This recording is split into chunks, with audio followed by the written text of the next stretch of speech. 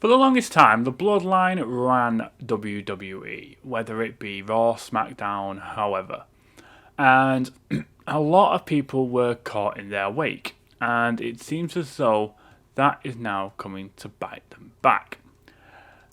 In terms of something that's kind of happened over the last few weeks or so, we have seen a change in Kevin Owens. We've seen a bit of a change in Seth Rollins. And now a long time ago, we saw a change in Drew McIntyre. All of which have turned, well, two of which have turned heel. One is kind of in the process, I'd say. And it's all stemming from what the Bloodline did. Now, the Bloodline are seen as good guys now. Obviously, Jay is one of the most over people in the business, I'd say. Obviously, Roman is now seemingly taking on bad guys in terms of his own family, with Solo and the new Bloodline. And obviously, Jimmy is alongside Roman as well. And they've obviously teamed up with Punk in War Games, which has caught the ire of Seth Rollins. And obviously Sammy's involved as well, and they had a bit of an altercation on Raw, where Sammy basically said that he wanted Seth, but he wouldn't team with Roman, and then they had a match later in the night. We saw Jay who got attacked, and then Sammy claimed that Rollins did it. Rollins said he didn't, and didn't seem best pleased about being accused in that sense. So that's kind of started that heel turn. And then the person that it turned out to be, it seems, as we'll probably find out tonight, is Drew McIntyre.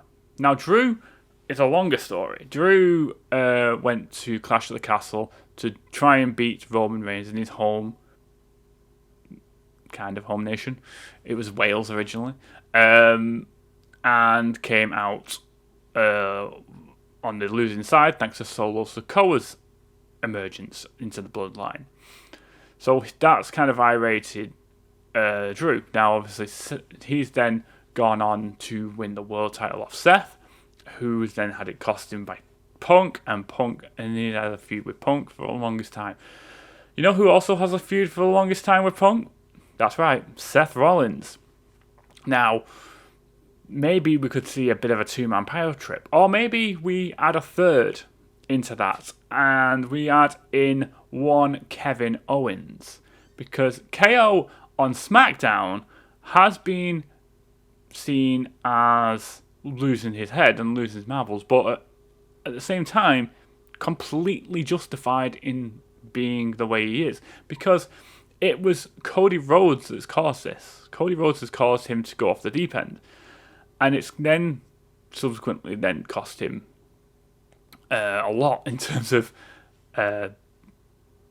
obviously he tried to go for the WWE title and didn't succeed off the back of Cody winning. He could have used his heelish tactics that he usually implies and didn't, and then Cody then teamed with Roman, which has not sat well with Kevin. Because of everything that's happened over the past number of years. Because Kevin Owens, for the longest time, was the man that was trying to take down the Bloodline and trying to take down Roman and win the Universal Championship, initially especially.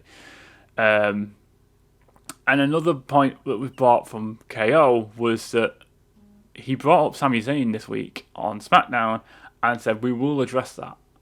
Now, we have a transfer window, apparently, in the WWE, and they are looking to bring people over from different brands. Now, the big rumour is that the Bloodline are going to Raw, which sits perfectly for Seth and Drew. But what if Kevin went too? And we ended up with the original Bloodline with KO, Drew, and Seth, and that's your go-ahead feud for a bit. Because you can have this three-man power trip, or however you want to call them, whatever you want to call them, the Shield 2.0, however. And they're all justified in their means, because Seth did everything he could to bring down Roman. He blamed himself for causing it because he was the one that stuck the chair in the back. Now, it took a while for Roman to turn heel off the back of that, but you could say it was the case. It was Roman's undoing because Roman stuck the chair back in Seth's back, in a sense, and that allowed the opening for Cody to win the Universal, or the WWE Undisputed Universal Championship, or whatever it is now, whatever it was. It's now the WWE title. So that kind of gives Seth his motivation for, well, now we're all teaming with Roman and everyone's getting along. This isn't right. Obviously, Drew's also justified because he got screwed out of the title a couple of times, definitely, from the Bloodline. So that sticks in Drew's craw, in a sense. And also the fact that they've just teamed with Punk, who is, again, very much a person Drew McIntyre does not like. And again, Seth doesn't like him either. So these three have all got grounds for not liking the Bloodline. So why not team them up? Why not get Owens on Raw if you're going to have the Bloodline there and have this kind of going forward? It would make sense. You don't need to have the title on them because they're all main event talent, in a sense, and they all work. The only issue with this is that you then have to bring someone over to SmackDown to work with Cody. Who that would be, I'm not sure. It'd be interesting to see how they play out, how this transfer kind of era or this points in which everyone's moving around because Raw's going to Netflix. It would be interesting to see how it works. But for me, I'd say that it makes more sense to have them all together so you can run this storyline out. And then you've also got The Rock coming back and everything like that. But we'll skip over that for now. But for me, I think that as justified heels, Seth, Drew, Owens make sense. And I think they would work well together as a trio. It's just how you get them to the right point, because they're all going to want the same thing at one point or another, and it'll be a world title, whichever brand they're on. Now, you can have them run for 6 months or so, and then have the split with the world title on the line, maybe a 4-way of some kind, or however.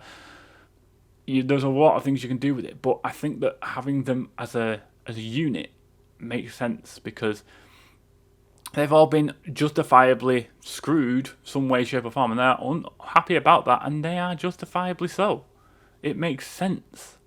So I think this will be a good booking move for WWE. Whether it happens, I don't know. I'm still reeling off the back of the New Day stuff. I was going to do stuff on the New Day again, but that's 3 in a row. But yeah, this is something that's intrigued me. I'm interested to see where it goes and what happens next. It seems to be like the main event picture for Raw going forward. It's slightly moved Gunther out of the way, which I'm starting to think now that Gunther might lose the title soon and possibly be off to SmackDown. I think it would be a good move for him because he could take the belt off Cody. You never know. But yeah, we'll see what happens with it and who goes where with this kind of transfer window, I guess. We might do a video on it and who I think should go where. But let me know, guys, what do you think? Will this version of the Shield, the 3-man power trip, however you want to call it, will this work? Will it be good on TV? Who do you think? How do you think it would work? And do you think it would work well with the Bloodline? Let me know, guys, in the comments. Like this video if you haven't. Subscribe if you're new. Until next time, take care.